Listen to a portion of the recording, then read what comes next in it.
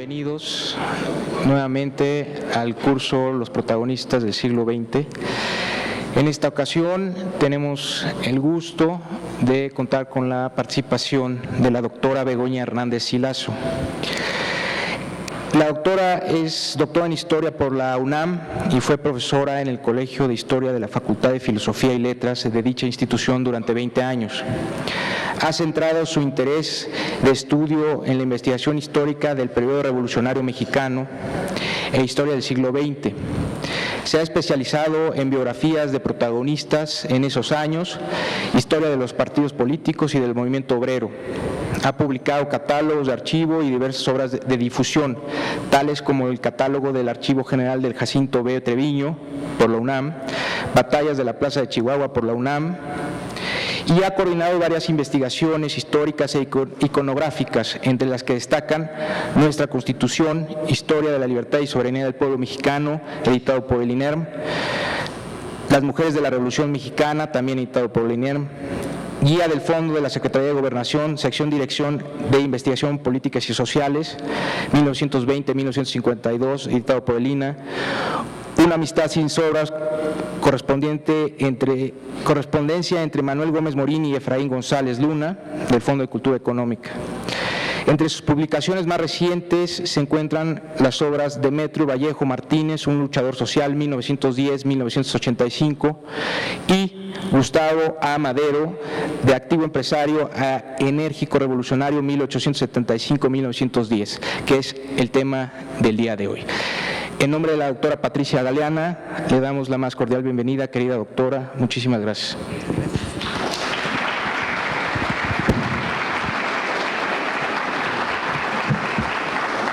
Buenas noches.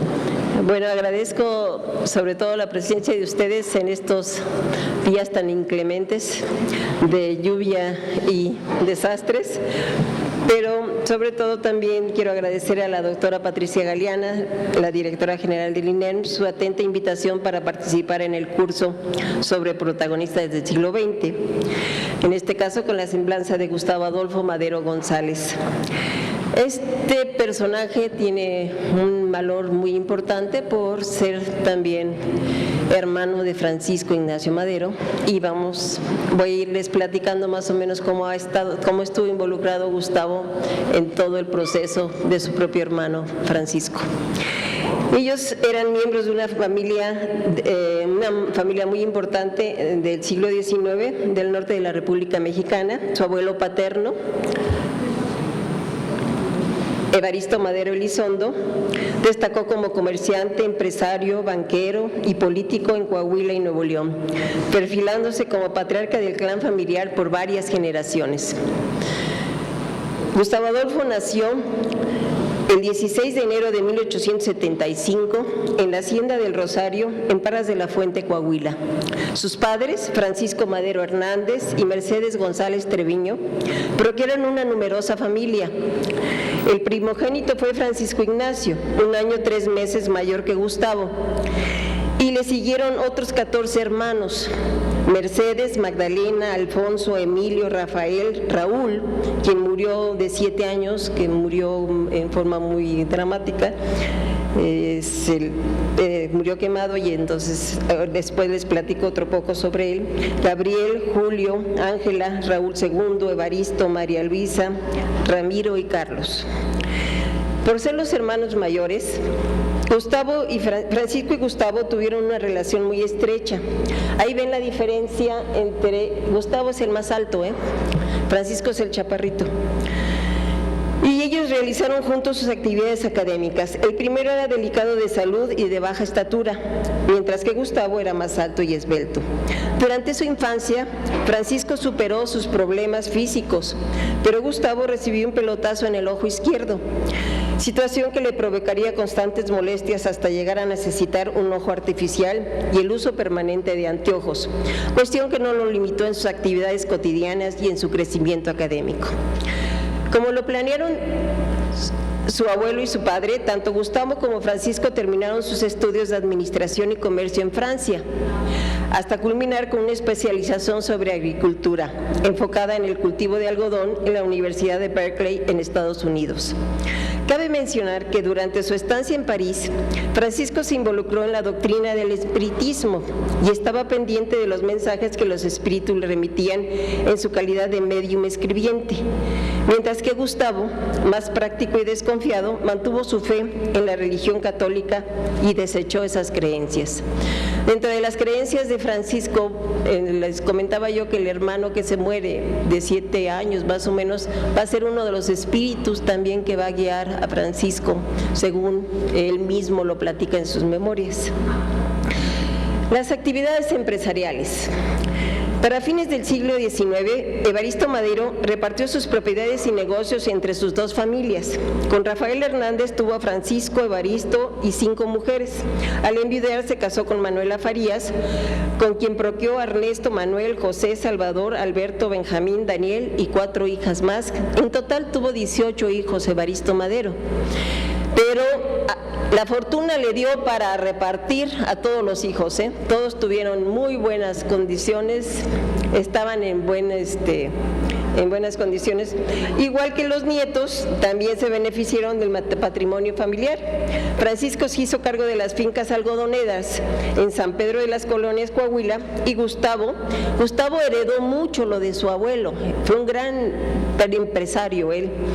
Incursionó en el ramo textil con un amigo de su padre, don Juan Rincón Gallardo, en la empresa que denominaron Madero y Rincón, Fábrica La Victoria, en Lagos de Moreno, Jalisco.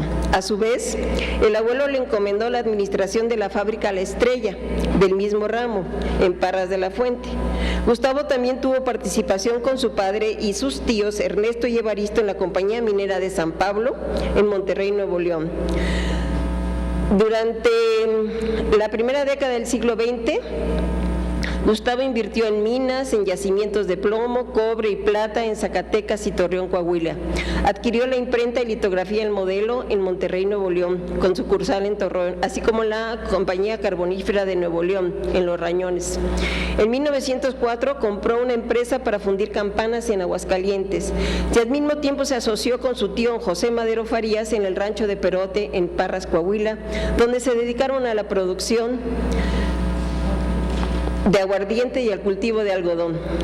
2 años después, tras la disolución de la sociedad Madero y Rincón Gallardo, Gustavo continuó con los otros negocios y aceptó la tesorería de la compañía explotadora coahuilense, dedicada al aprovechamiento del guayule, en la que se integraron las 2 familias del abuelo, Evaristo, y compitieron con empresas norteamericanas. Esto fue uno de los puntos que hizo que los Madero tuvieran ciertos conflictos con Porfirio Díaz, sobre todo porque Porfirio Díaz estaba más con los Guggenheim, con los empresarios americanos, y ellos estaban en competencia muy fuerte con estas empresas y por lo tanto empezaron a tener conflictos. En 1908, Gustavo firmó contratos para construir vías del ferrocarril tanto en Saltillo como en Zacatecas e incursionó en explotación de bosques de La Paz, en La Paz, Baja California, con inversionistas franceses. Como verán, la gama es abundante, anduvo por toda la República Mexicana. Deben pensar también que en esa época no había aviones, todo lo hacían a caballo, un tren, ya había automóviles, pero el esfuerzo que se hacía para salir adelante en estas empresas era bastante fenomenal. Aquí también quería yo hacer un paréntesis porque se casa con Carolina. Carolina era su prima hermana, Carolina Villarreal Madero, hija de su tía Carolina, hermana de su padre y del regiomontano Viviano Villarreal. Es importante esta relación porque además estos empresarios tenían la cuestión de fundir en las familias, que no se fueran las fortunas por todos lados, que las familias tuvieran cierto control de todas las fortunas. Pero Viviano Villarreal también era un abogado y hombre de negocios que ocupó la gubernatura de Nuevo León en varias ocasiones y también apoyó a Gustavo en su carrera empresarial. Con Carolina va a tener 7 hijos. En aquella época también era muy difícil las enfermedades que tenían y ellos eran de dinero, también dedicados a la homeopatía, como Francisco, que la familia casi completa se dedicó a la homeopatía, pero los hijos morían muy pronto. De los 7 hijos que tuvieron, solo les sobrevivieron 3. Carolina era la mayor, luego le siguió Gustavo y también Gabriela era la menor. Pero esto, como un paréntesis sobre la familia, aquí está Francisco, que no tuvo hijos, con la nieta Carolina, que era una niña muy bonita de ojos azules, y la familia estaba muy orgullosa de esta foto siempre. Es una de las fotos que tienen así como su orgullo, ¿no? El tío Francisco con Carolina Elena. Entre los negocios y la política, el empresario y su hermano Francisco estaban conscientes de la imperiosa necesidad de cambiar la situación política que se vivía en el país, cuyos signos eran la corrupción y clientelismo del régimen autoritario del general Porfirio Díaz, en el que la Constitución era reformada a capricho de y los miembros del gabinete del Congreso y gobernadores eran escogidos por incondicionalidad al primer mandatario, reduciendo la práctica electoral a mero formulismo, por lo que desde octubre de 1904, Francisco y Gustavo fundaron con su tío José María Hernández el Club Democrático Benito Juárez, cuyo objetivo fue establecer organizaciones similares en Coahuila y convocar a una convención a fin de elegir un candidato independiente para gobernador de esa entidad.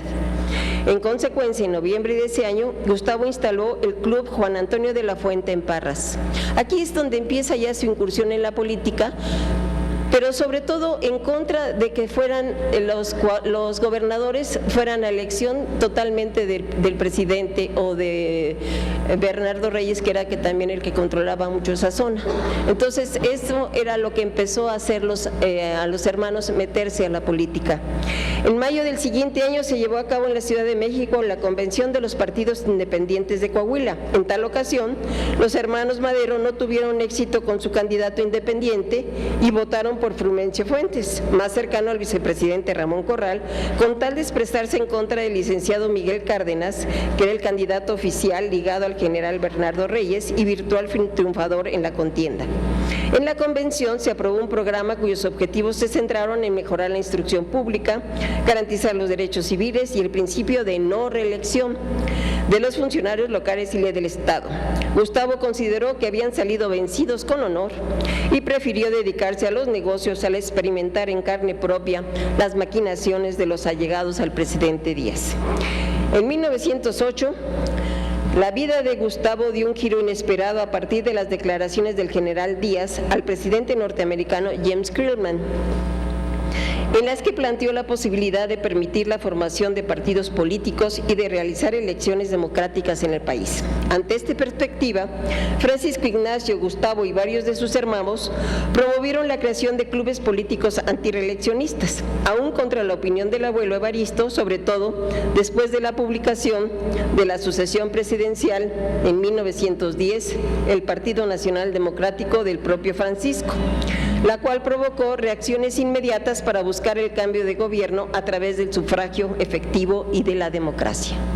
Este fue así, a todos ellos, no era solamente la presencia de Francisco la que los iba a convencer. Este libro de Francisco, en donde él explicaba a grandes rasgos, les puedo decir, lo que era la historia de México, y también le daba su lugar a todo el papel que había jugado Porfirio Díaz como un personaje que había llevado al país al progreso y a la estabilidad, pero también ahí entonces plantea la necesidad de la democracia. Ahí ya él expresa su necesidad de que exista la no reelección y la democracia. Esto es lo que va a convencer tanto a Francisco, tanto a Gustavo y a los hermanos, como a muchas personas que se ligaron al movimiento antireeleccionista de Francisco, porque además en ese momento van a ser 8,000 ejemplares, ¿no? Los distribuyó Francisco por todo, hasta Porfirio Díaz le mandó su ejemplar para que supiera de qué se trataba la situación y por qué estaba trabajando él en esto. Entonces tenemos aquí a un Gustavo muy activo en el Club Antirreeleccionista en Parras. Desde ahí, él y casi toda la familia dieron su apoyo económico, porque también la cuestión económica era muy importante para la distribución del libro y la organización del partido. En abril de 1910, Francisco fue proclamado candidato a la presidencia de la República y el doctor Francisco Vázquez Gómez a la vicepresidencia, por lo que Gustavo se dedicó a apoyar y conseguir el financiamiento de la campaña electoral, a organizar mítines para recibir al candidato en diversas localidades y sirvió de contacto con los dirigentes de la campaña. El general Porfirio Díaz intentó disuadir a Francisco Ignacio para que abandonara su exitosa gira electoral, pero este se mantuvo en su propósito de lograr elecciones democráticas, por lo que Díaz optó por la represión y Francisco fue aprehendido en Monterrey con su correligionario Roque Estrada. Más tarde, ambos fueron remitidos a la prisión de San Luis Potosí. Fue así como en julio Díaz tuvo libre camino para su reelección. Gustavo estaba pendiente de la situación de su hermano Francisco en San Luis Potosí y fue de los primeros en apoyar un levantamiento armado en contra del gobierno porfirista. Pero por compromisos adquiridos anteriormente, en ese mes tuvo que viajar a París a resolver negociaciones con Carlos E. Carbonneau, representante de una empresa francesa, para definir su sociedad en la firma denominada Ferrocarril Central y Pacífico de México, con sede en Baja California. A su regreso, en septiembre de 1910, Gustavo permaneció en la Ciudad de México para finiquitar detalles de su negocio con Carbonneau. Estuvo presente en las celebraciones del centenario de la independencia, pero lo que más le llamó la atención fue que había gente en la calle gritando "¡Viva Francisco Madero!".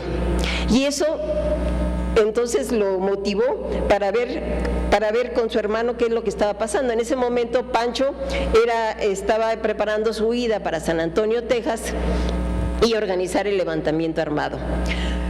Entonces Gustavo ya no se pudo quedar indiferente ante su filiación política, ante todo, y la lealtad a su hermano, y empezó a ver el plan de San Luis, que les empezaron a llegar a todos ya las proclamas, en donde se declaraban nulas las recientes elecciones, anunciaba que asumía la presidencia provisional Francisco y convocaba al pueblo a tomar las armas el 20 de noviembre para defender el sufragio efectivo y la no reelección. El otro documento iba dirigido a los miembros del Ejército Federal, convocándolos a unirse al ejército. En ese momento, Gustavo, el 10 de octubre, fue detenido por la Policía Secreta de la Ciudad de México, acusado de actuar como agente maderista por intentar convencer a los militares de unirse a la rebelión. Ahí ven ya las actuaciones ya del hermano, totalmente convencido de estar con Francisco, y después de varios días en prisión, gracias a la intervención de la Embajada Francesa por los negocios que él estaba haciendo, Gustavo fue liberado y tuvo que viajar corriendo a Monterrey porque en esos días nacía su última hija, que nació el 2 de noviembre, Gabriela. Sin embargo, los disturbios en México por los levantamientos que se suscitaron desde antes del 20 de ese mes lo obligaron a abandonar el país. Entonces ya entramos a la Revolución Maderista. Gustavo, cuando empieza el movimiento armado en enero de 1911, algún antecedente es que Francisco quiso entrar a la Ciudad de México para él levantarse también en armas con algún ejército, pero cuando el 20 de noviembre que él entró, no había la gente que él esperaba, creo que con 10 elementos contaba, y entonces le dijeron que mejor se regresara otra vez a Estados Unidos hasta no tener más firme todo el movimiento revolucionario, cuestión que se fue dando poco a poco, y llegó en enero, ya es cuando ya están convencidos. Al principio, ya en diciembre de 1910, la familia está temerosa de que se tienen que ir a Europa o a algún lugar porque ya fracasó la revolución, pero Roque Estrada y el mismo Gustavo le dicen a Francisco que aguante, que el movimiento se está dando sobre todo en la zona norte, en Chihuahua, era donde estaban ellos esperando, estaban teniendo más respuesta. Por lo tanto, Gustavo se va a Washington y Nueva York como agente confidencial ante el gobierno norteamericano y agente financiero del gobierno provisional de su hermano Francisco. Por lo que al tiempo que buscaba acercamientos con Estados Unidos, que era importante eso, ofrecía entrevistas a los periodistas sobre la situación de México y tenía reuniones con el abogado Sherburne Hopkins para sacar de la cárcel a los maderistas aprendidos al cruzar el río Bravo y para conseguir empréstitos, o con Eduardo Maurer para comprar las armas necesarias para el Ejército Libertador. Su esposa Carolina y sus 3 hijos se establecieron con la familia Madero González en San Antonio, Texas. Ella remitía a su esposo periódicos e información sobre los sucesos más relevantes llevados a cabo por los revolucionarios maderistas. Además, estaba pendiente de la comisión de su cuñado, Alfonso, encargado de enviar a los diferentes grupos insurgentes las armas y municiones que Gustavo les remitía. ¿Se dan cuenta de la importancia del trabajo que tenía Gustavo en ese momento? No solamente una revolución, no solamente es tomar las armas, no solamente es ir y enfrentar al enemigo. Esas armas que se necesitan, ¿quién las va a conseguir? Francisco dio toda su fortuna, todo lo que tenía, él vendió sus propiedades y todo para tener dinero para comprar armas. Y al mismo tiempo, pues ahí involucró al hermano también. Además que en ese momento, pues ya Porfirio Díaz había incautado la fortuna de los Madero. Pueden imaginarse que el que estaba furioso era Evaristo Madero Elizondo, el abuelo. Ese sí no le perdonaba, le decía, hay cartas en donde le dice a su nieto que está loco. ¿Qué le está pasando? Que se está jugando toda la empresa que ellos han hecho durante muchos años. Pero pues el pobre Francisco le decía, lo siento abuelo, ya estamos metidos en esto y no hay paso atrás. Después, ya en enero, aparecieron después los hermanos Vázquez Gómez. Francisco se hizo cargo de la agencia confidencial ante el gobierno norteamericano y la reorganización del gobierno provisional, y Emilio también se encargó de la cartera de gobernación, mientras que Gustavo y Alfonso se enfocaron en la Comisión de Hacienda, Gustavo, y en los aprovisionamientos militares. Así que su trabajo era muy intenso. En las cartas que se escribe, yo tuve oportunidad de ver el archivo de Gustavo Madero. Sobre todo es un archivo en donde son las cartas de su esposa Carolina con él, y Carolina le escribe cartas muy interesantes de cómo está la situación en San Antonio, Texas, cómo se están distribuyendo el armamento. A veces hasta en clave le dice que los frijoles llegaron reventados y que que tenga cuidado con esas, ¿cómo le llama? Con los frijoles y luego las mazorcas que están llegando en muy mal estado. Entonces eso era la cuestión de las armas, ¿no? Para no hablar directamente, porque las cartas podían ser incautadas, entonces ellos se daban sus claves. También Gustavo estuvo muy enojado porque su tío, pues obviamente los tíos Ernesto y Evaristo Madero también estaban muy metidos en qué estaba pasando en esta revolución que les estaba afectando a ellos directamente su fortuna, y ellos quisieron llegar a unos acuerdos, a estos se les llaman los acuerdos de Corpus Christi, donde con un español, con Íñigo Noriega, que era el amigo de Porfirio Díaz, intentaron llegar a unos acuerdos en los que ni Gustavo, ni Alfonso, ni el papá estuvieron de acuerdo, porque ya para entonces Gustavo estaba muy convencido de que lo único que podía sacar adelante la situación era el triunfo completo de la revolución. Además, pues ya él decía que Díaz los iba a asesinar uno por uno, como tiene costumbre de hacerlo ese viejo maldito y todos sus secuaces.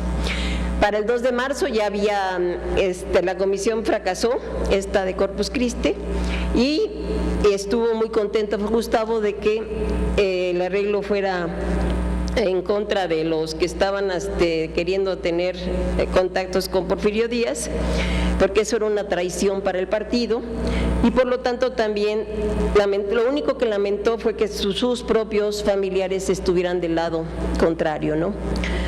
A los pocos días también tuvieron una entrevista con José Limantur, que también estaba ya preocupado, bueno, ya el gobierno de Porfirio Díaz empezaba ya a preocuparse qué era lo que iba a pasar, sobre todo porque decían que iba a haber una invasión a México de los Estados Unidos, entonces querían ya llegar a acuerdos de paz. Ya para entonces ya empezaron a plantearse las necesidades de hacer arreglos.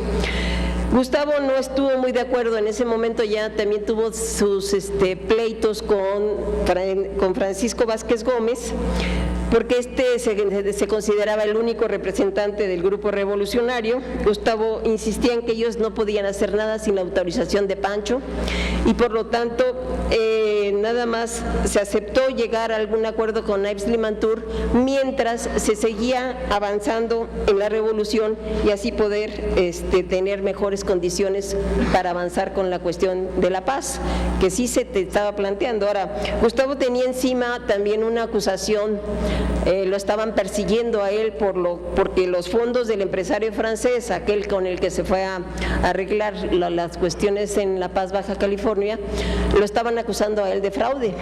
Entonces estaba perseguido y casi si lo agarraban lo podían extraditar a México para hacerle un juicio, por lo tanto, y también varios de sus colaboradores ya estaban en la cárcel.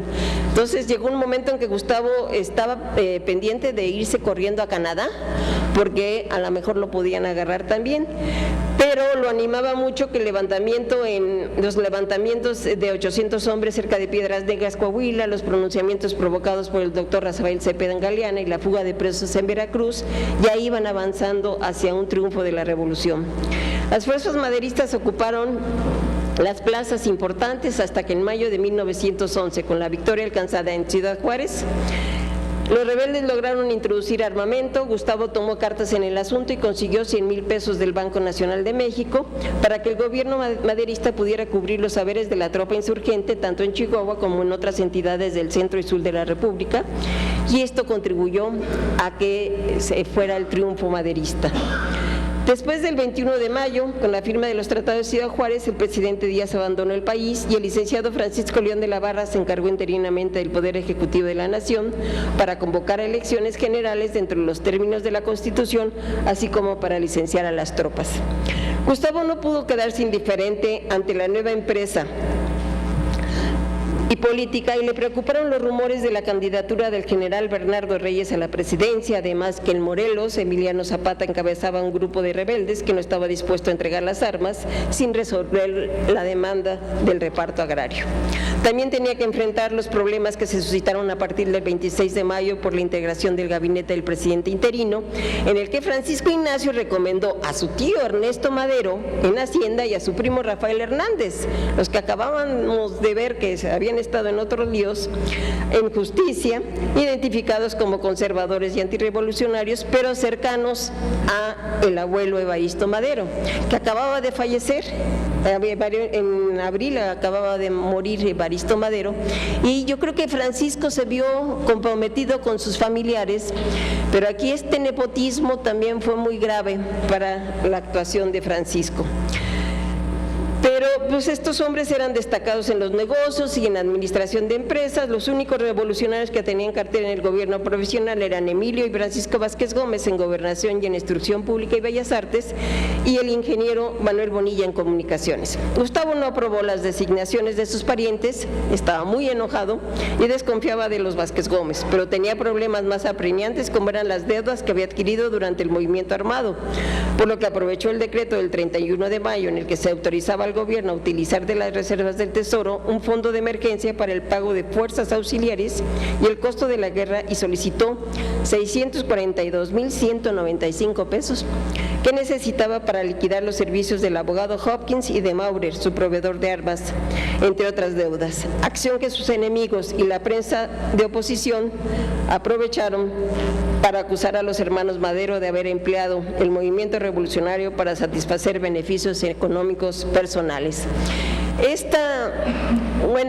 Uno puede entender que ellos no eran políticos, les faltaba esa capacidad de ver qué era en sus acciones, qué era lo que iba a afectarles, y ciertamente esto del cobro de Gustavo de este dinero en un momento dado fue fatal para la fama, para que los revolucionarios tuvieran buena actuación en este momento. Pero también Gustavo tenía deudas encima, había dejado todos sus negocios por la revolución, entonces por lo tanto también él tenía que resolver cuestiones imprescindibles para salir adelante y también apoyar a su hermano con la cuestión económica en lo que venía el siguiente paso, la presidencia de México, ¿no? Y no les digo que no, que también veían en la presidencia pues una buena oportunidad de tener sus buenas entraditas, ¿no? Entonces ahí también vemos al empresario, que no era muy buen político, pero era muy buen empresario. Gustavo consideró necesario instalarse con su familia en la Ciudad de México y desde su oficina atendía a sus negocios personales y resolvía las demandas de los correligionarios que al dejar las armas tenían que buscar sustento para sobrevivir. A su vez, ante las constantes amenazas a Francisco para que no llegara a ocupar la presidencia, subvencionó la edición del periódico Nueva Era y su ramificación por toda la República y se involucró en la formación de un grupo de jóvenes revolucionarios. Este es un error de Gustavo muy grave, encabezados por Adolfo León Osorio, cuyo objetivo era organizar manifestaciones en favor de Francisco Ignacio. Sin embargo, este grupo también se dedicó a disolver concentraciones de la oposición utilizando garrotes, palos o piedras, cuestión que ocasionó críticas y ataques de la prensa antimaderista que lo apoderó la partida de La Parra. De aquí surgieron los porros, que ahora conocemos, por considerarlo una banda de agitadores de oficio, y se ensañó sobre todo en la figura de Gustavo, al grado de que por el defecto que éste tenía desde niño al perder su ojo izquierdo, el director de El País le puso el mote de Ojo Parado. A ese grado ya estaban atacándolos, ¿no? Y nosotros sabemos que la prensa fue una de las cuestiones que más debilitó al gobierno maderista, cómo lo atacaban y cómo también Francisco permitió un poco que esa libertad de prensa fuera más allá de lo debido, ¿no? Llegó a burlarse de él y de su esposa en una forma increíble. Y en este caso entonces Gustavo también intentó con éxito tener acercamientos con Emiliano Zapata para resolver el licenciamiento de las tropas. También con otros correligionarios apoyó a su hermano en la organización de un partido político, el Constitucional Progresista, cuya convención postuló a Francisco Ignacio para la presidencia de la República y a José María Pino Suárez para la vicepresidencia, lo que provocó el rompimiento con los hermanos Vázquez Gómez, que mantuvieron su opción política en el partido antireeleccionista. Aquí el problema ya también fue la división que se dio entre los revolucionarios. Ya no todos estaban con Madero. En el momento en que también rompe Madero con los antireeleccionistas, empieza a haber rompimientos que se van creando, pues, ahora sí que hoyos que hay que empezar a tapar y que no es fácil. Después de las primeras elecciones democráticas en el país, el 6 de noviembre de 1911, Carolina y Gustavo asistieron a la toma de posesión de Francisco Ignacio como presidente de la República.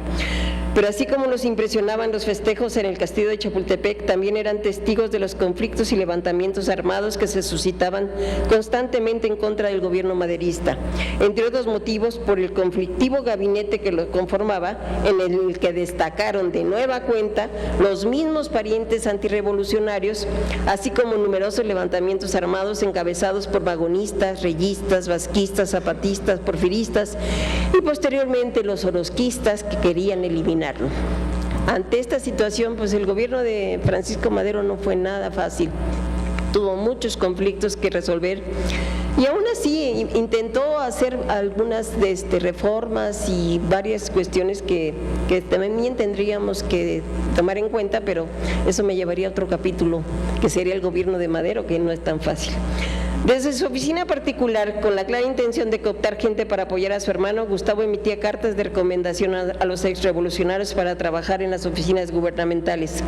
En diversas ocasiones recibía información sobre posibles levantamientos y traiciones en diferentes entidades, por lo que preveía a su hermano y estaba en contacto con los gobernadores para apoyarlos en caso necesario. A su vez, Gustavo, con su visión empresarial, envió a su hermano un interesante estudio acerca de la industria petrolífera en la República Mexicana, un asunto muy discutido actualmente, ¿no? 5 meses después, el presidente Madero estableció un impuesto a la producción petrolera de 20 centavos por tonelada. En aquel entonces hay que tomar en cuenta que los petróleos estaban muy dominados por empresas americanas y en especial las de nacionalidad norteamericana. Esto fue una de las razones que motivó enérgicas protestas de Henry Lane Wilson, el embajador de Estados Unidos, y sus futuras maquinaciones en contra del gobierno maderista.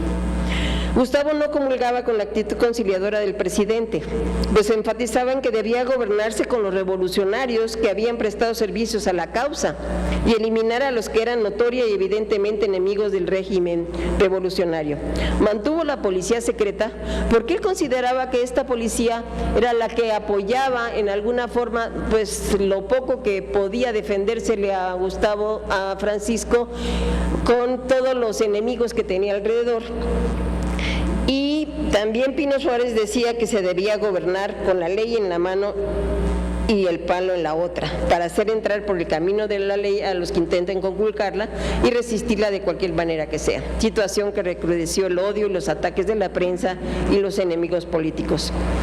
Al no poder convencer a su hermano de cambios radicales y ante los conflictos de su presencia provocaba tras la silla presidencial, en mayo de 1912 Gustavo aceptó el nombramiento de embajador especial de Washington. En esta caricatura también vemos cómo la prensa dibujaba a Gustavo Madero siempre con dinero alrededor, ¿no? Para que se notara que esos eran sus intereses.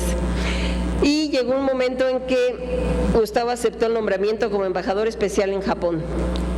Sin embargo, el viaje se pospuso porque no pudo resistir la tentación de formar parte de los diputados de la 26 legislatura, en donde fungió como jefe del Bloque Renovador, integrado por miembros del Partido Constitucional y el Partido Liberal. Durante los debates de la Cámara, Gustavo enfrentó los ataques del gobierno a su hermano y mantuvo su posición de combatir el libertinaje de prensa. Pueden imaginarse por qué, ¿verdad? Y la necesidad de cambiar el gabinete con personas que habían participado en el movimiento revolucionario. Cansado de lidiar con los políticos de oposición y sobre todo con la actitud condescendiente de su hermano, ante las súplicas de su esposa, en septiembre volvió a hacer planes para viajar a Japón, por lo que pidió licencia en la Cámara y desde mediados de diciembre empezaron los banquetes para despedirlo. Él ya estaba listo para viajar a Japón en enero de 1913, ya él había hecho todos los preparativos, manda a su esposa a Monterrey para que vea cómo van a quedar los hijos y ya tiene todo arreglado, pero de acuerdo con un relato de José Vasconcelos tomado de un texto del escritor norteamericano Edward Bell, amigo de Gustavo y testigo presencial de los acontecimientos, a principios de enero de 13, recibió en su casa la visita de un coronel que le pidió le pidió 100 pesos prestados porque tenía problemas muy serios que resolver. Gustavo le dio 500 y como respuesta este coronel le notificó sobre la conjura que estaban tramando más de 20 militares y civiles, la cual debía estallar el 16 de febrero. Entre los nombres de la lista que le entregó este señor destacaban Rodolfo Reyes y su padre, el general Bernardo Reyes, que estaba preso en Santiago Tlatelolco. Rodolfo aparecía como consejero del general Félix Díaz, confinado en la penitenciaría. Estaban también los generales Manuel Mondragón y el diputado Gregorio Ruiz, que se encontraban retirados del servicio activo, así como Aureliano Blanquet con mando de tropa. También se sospechaba del general Victoriano Huerta, distanciado por tener discrepancias con las componentes del grupo. Todo esto ya lo sabía Gustavo antes de que estallara la escena trágica en febrero, el 9 de febrero.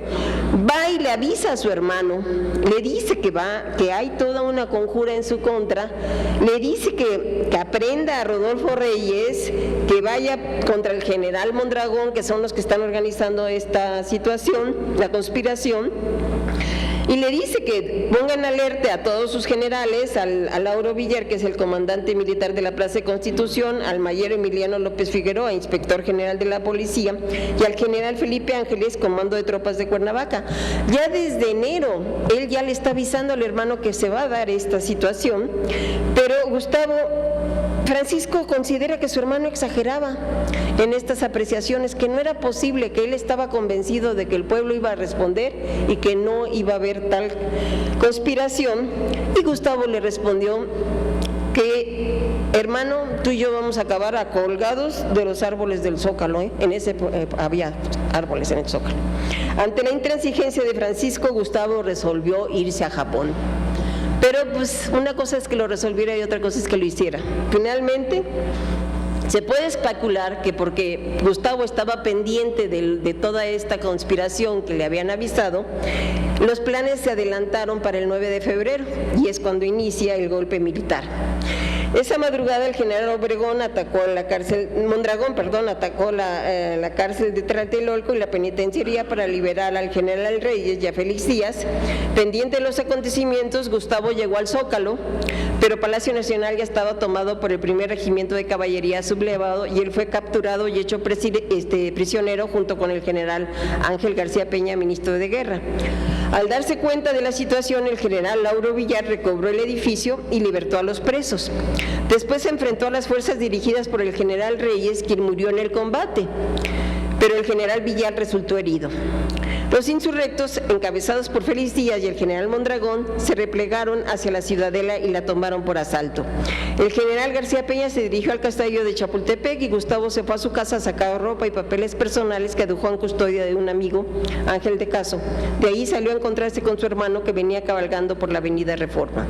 Al llegar a Palacio Nacional, Francisco I. Madero aceptó nombrar al general Victoriano Huerta por ser el militar de mayor graduación que casualmente se encontraba en las inmediaciones, en sustitución del general Villar, que había sido herido en Palacio Nacional. A su vez, el presidente emprendió su viaje relámpago a Cuernavaca, ahora sí, para buscar a Felipe Ángeles y el apoyo de las fuerzas militares. Al tiempo que civiles y combatientes morían y varios edificios quedaban destrozados y quemados durante los ataques dirigidos a y desde la Ciudadela, los sublevados exigían como base para un armisticio la renuncia del presidente y su gabinete, cuestión que era tajantemente rechazada por el Ejecutivo. El embajador Henry Lane Wilson fue el vocero más entusiasta de los avances de los insurrectos. Sus comunicados al presidente Madero se centraron en solicitar su renuncia y con amenazas de posible intervención de las Fuerzas Armadas de su país, aparte de organizar al cuerpo diplomático para exigir al gobierno maderista la protección a sus conciudadanos.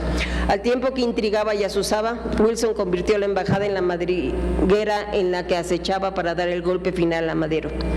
El 17 de febrero, otra vez, Gustavo recurría a puntos peligrosos de la Lilia y el diputado Jesús Urueta, que había sido amigo de ellos desde Europa, le confirmó la conspiración del general Huerta con Félix Díaz. Esa noche, con ayuda de Urueta, Gustavo desarmó al general Victoriano Huerta. Lo condujo ante su hermano y lo acusó de fraguar una traición en contra de su gobierno. Obviamente, Huerta negó las acusaciones y pidió que le dieran la oportunidad de demostrarlo. Francisco aceptó y le otorgó 24 horas para comprobar su inocencia. Al día siguiente, el 18 de febrero, Gustavo estaba contento porque Francisco tenía reunión con el Consejo de Ministros y se acordaría la dimisión en masa del gabinete presidencial.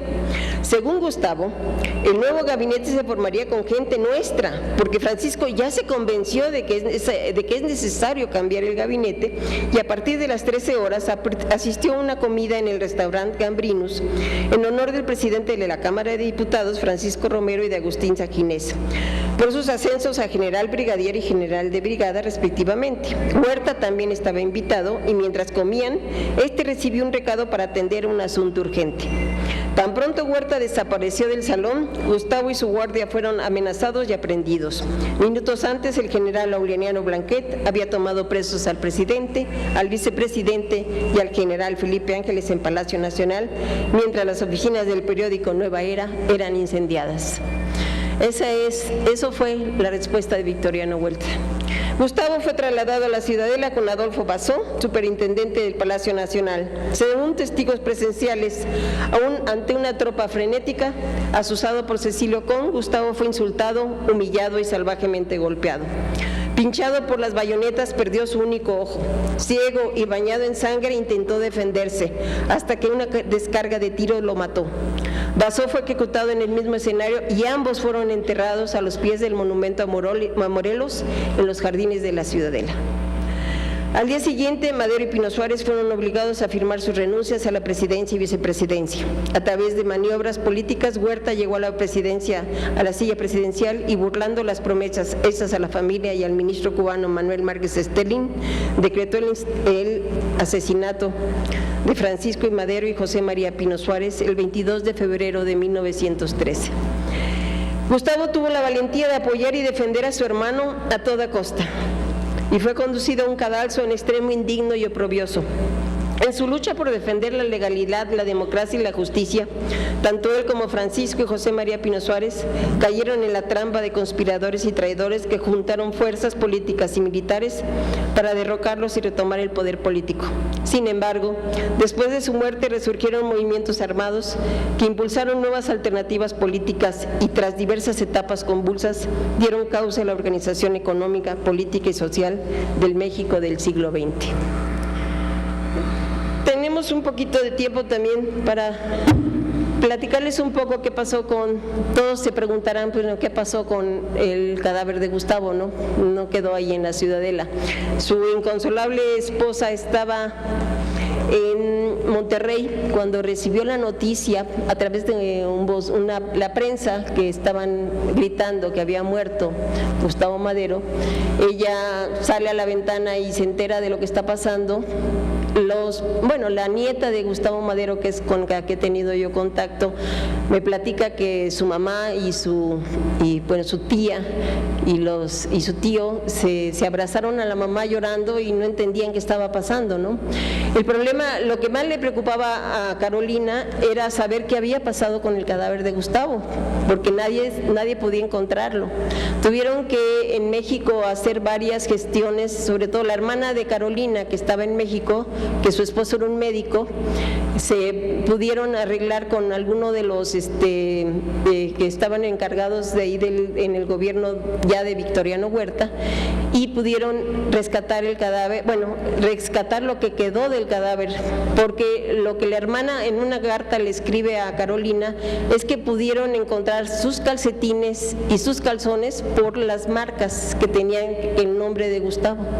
Y un fistol que le habían robado había sido, lo metieron lo habían, ¿cómo se llama? Lo habían empeñado y ahí fue donde rescataron el fistol de Gustavo que tenía, creo que aparece en su anterior, pero bueno.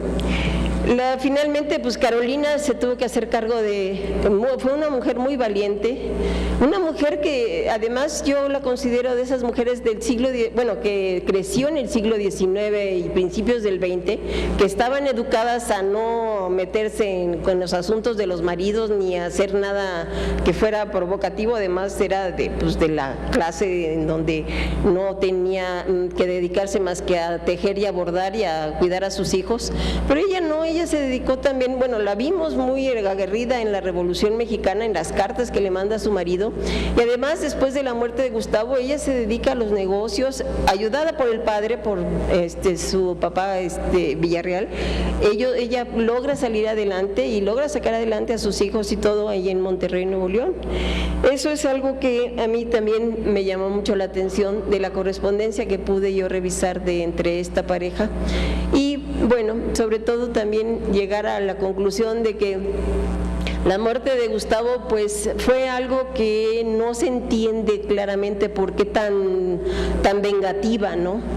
Quizá las actuaciones de Gustavo con la policía secreta y con que él estaba en contra de varios de los militares provocó la reacción de estos militares y que la tropa que estaba en la Ciudadela pues posiblemente estuviera drogada para que llegaran a hacer la crueldad con la que mataron.